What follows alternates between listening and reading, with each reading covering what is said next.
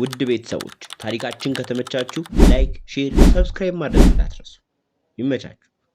ታሪካችን የሚጀምረው ከባለቤቷ ጋር ለ7 ዓመት በጋብቻ የቆየችውን ሜድን እያሳየን ነው። ሜድ ባለቤቷ አንድም ቀን አለ ሜካፕ አይቷት አያውቅም ነበር። ሜካፑን ተቀባብታ ከባለቤቷ ጋር ከተኛች በኋላ እንቅልፍ ሲወስደው በቀስታ ታረጋግጥና ተነስታ ወደ መጸዳጃ ቤት ትገባለች። በመቀጠልም ለጠዋት አሪፍ እንዲሆንላት ፀጉሯን ትጠቀልለዋለች። የለጣጠፈችውን አንስታ ፊቷን ትታጠባለች። ከዛም ፊቷ እንዳይሸበሸብ የሚያደርጉላትን ክሬሞች ትቀባለች። ፀጉሯን በሻሽ አስራ ሁሌ ማታ ማታ እንደምታደርገው በቀስታ ወደ መኝታ ቤቷ ትመለሳለች። ከመተኛቷ በፊት የጠዋት ፀሐይ ጨረር እንዲቀሰቅሳት መጋረጃውን በቀጭኑ ከፍታ ትተኛለች። ጠዋት ላይም በከፈተችው ብርሃን መሰረት አይኗ ላይ ጨረሩ ሲያርፍ እንደነጋ ስለምታውቅ በፍጥነት ተነስታ ወደ መጸዳጃ ቤት ትገባለች። ማታ ያሰረችውን ሻሿን አውልቃ ማታ የተቀባችውን የፊት መወጠሪያዋን ትታጠባለች። በመቀጠልም በስሱ ሳታጋንን በምትጠቀማቸው ምርጥ ሜካፖች ራሷን ታሱባለች። የጠቀለለችውን ፀጉሯን ትፈታለች። ለመልካም መዓዛ ሽቶዋን አንገቷ ላይ ትነሰንስና ባለቤቷ ከመነሳቱ በፊት በቀስታ አጠገቡ ሄዳ አልጋዋ ላይ ትመለሳለች። ከትንሽ ሰዓት በኋላም ጉዱን ያላወቀው ባል ነቅቶ መልኳ ገራሚውንና ጠረኗ ማራኪ ሚስቱን ስሟት ከአልጋው ይነሳል። ታዲያ እሷም ይህንን ድርጊቷን ለ7 ዓመት ጠዋትና ማታ እንደ መድኃኒት ሳታቋርጥ ታደርገው ነበር። እናም ከልጅነቷ ጀምሮ ማድረግ የምትፈልገውን ነገር በጥንቃቄና በብልሃት እንደምታደርገው ነው የምንረዳው። ከሁለተኛ ደረጃ ትምህርቷ በኋላ ቆንጆ ተማሪዎች ወዳሉበት የሀብታም ትምህርት ቤት ትገባለች። እዛም ለጋብቻ የሚሆናትን ባል ካገኘች በኋላ ለሰርጓ በጣም የተስተካከለ ሰውነት እንዲኖራት ከሰርጓ ከወራት በፊት ስጋ መመገብ አቁማ ነበር። የሙሽራ ቀሚሷ እንዳይዝረከረክባት በየቀኑ ዮጋ ትሰራ ነበር። ከዛ ባለፈም እያንዳንዱ የሰውነቷን ክፍል ሜትር እያመጣች እየለካች ትቆጣጠረው ነበር። በወጣትነት ጊዜዋ ነበር የምትወደውን ልጅ አግኝታ ያገባችው። ከዛን ጊዜ ጀምሮ ለትዳር ዋጋ መክፈል የጀመረችው ባሏ ለስራ ከመውጣቱ በፊት የሚገርም ቁርስ ትሰራለታለች። በመቀጠልም ከስራ ቦታው ላይ ራሷ ታደርሰዋለች። ወደ ቤት ተመልሳ ልጆቿን ትንከባከባለች። ባሏ የሚሰራበት መድረክ የኮሜዲያን መድረክ ስለነበረ ባሏን እዚህ ለማድረስ ኃላፊነት አለብኝ ብላ ታስባለች። በስራ ቦታውም ላይ በጣም በማገዝ ህይወቱን ታቀልለታለች።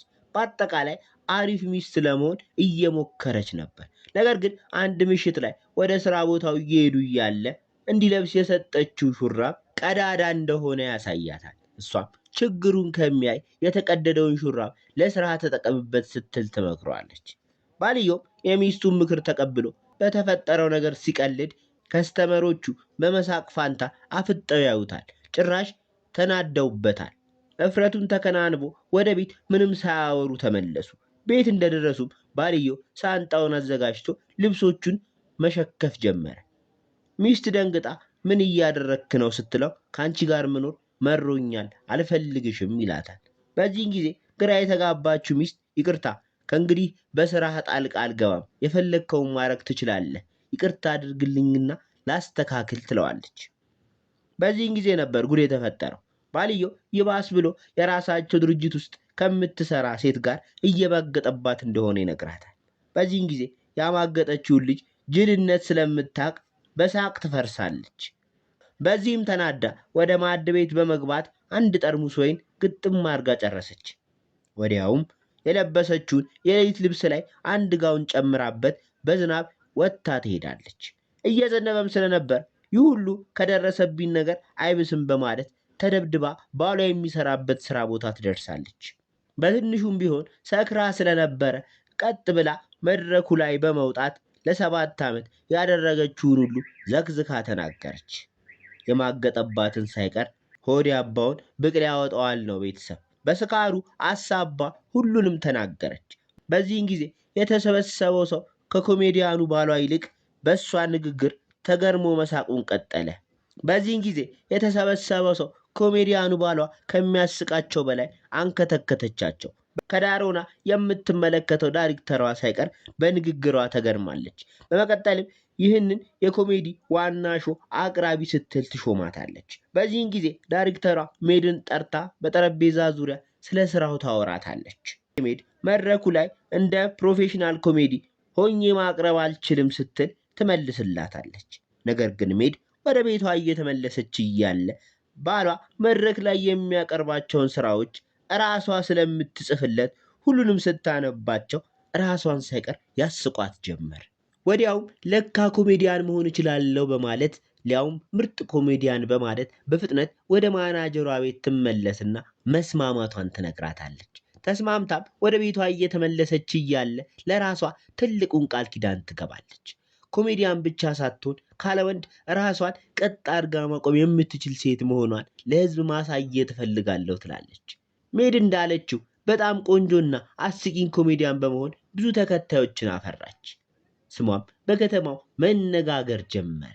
በዚህን ጊዜ ግን ያላሰበችውና ያልጠበቀችውን በርካታ ችግሮች መጋፈጥ ጀመረች። በዚህ ሁሉ ግን መድረክ ላይ ሆና በፍቅር ተዋዶ ስለመኖር አግብቶና ልጆች ወልዶ ቤተሰብ ስለመመስረት የተገናኙ በጣም ሆዳ ቁሳይ ቀልዶችን ስለምትቀልድ እሷ መድረክ ላይ የወጣች ቀን አንድም ሰው ጥርሱ ሳይከደን ያመሻል።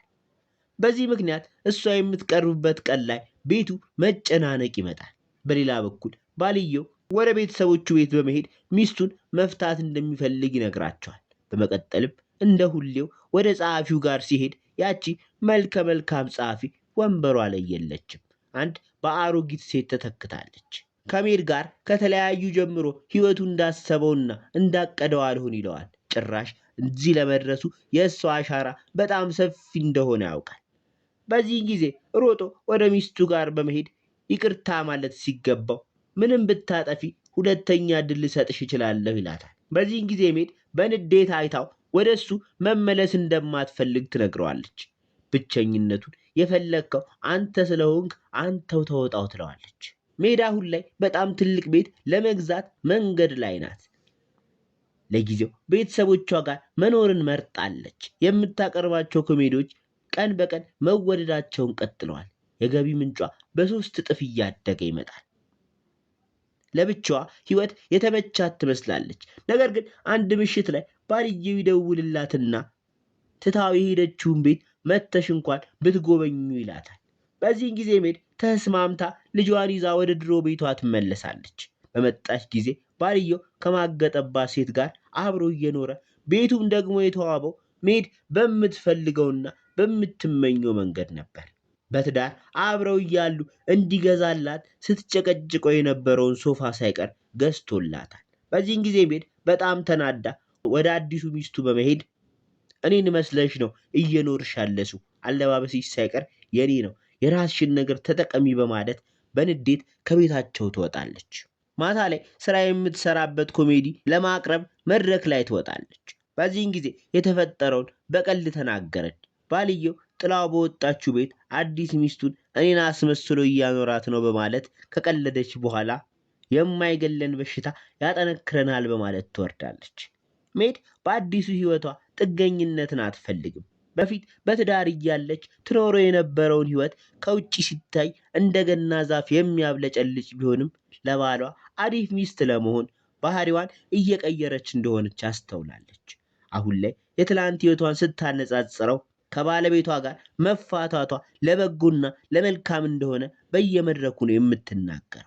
በተለይ ለሴቶች ብዙ መድረክ እያዘጋጀች እንዴት በሁለት እግራቸው መቆም እንደሚችሉና ራሳቸውን ማስተዳደር እንደሚችሉ ስልጠና ትሰጣለች። በመጨረሻ በትላልቅ መድረኮች ላይ ባለስልጣናትን ሳይቀር እያሳቀች ተወዳጅነቷ እየጨመረ እያሳየን ታሪካችንን እንጨርሳለን። ይህ መልእክት ለጠንካራና ለብቸኛ ሴቶች የሚያደላ እንደሆነ እንመለከታለን። ውድ ቤተሰቦች ታሪካችን ከተመቻችሁ ላይክ፣ ሼር፣ ሰብስክራይብ ማድረግ እንዳትረሱ። ይመቻችሁ።